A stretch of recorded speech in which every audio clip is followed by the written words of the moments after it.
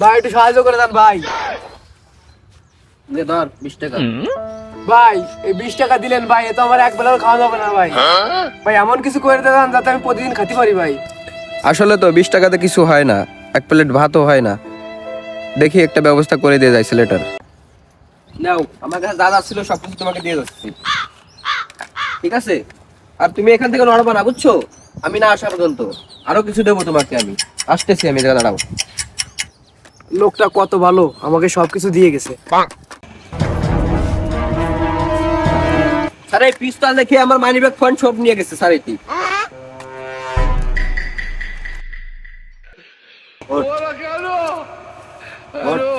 বিজ্ঞান নামে ডাকাতি, তুই যে অপরাধ করছিস তোর 1 বছরের জেল হয়েছে। হাট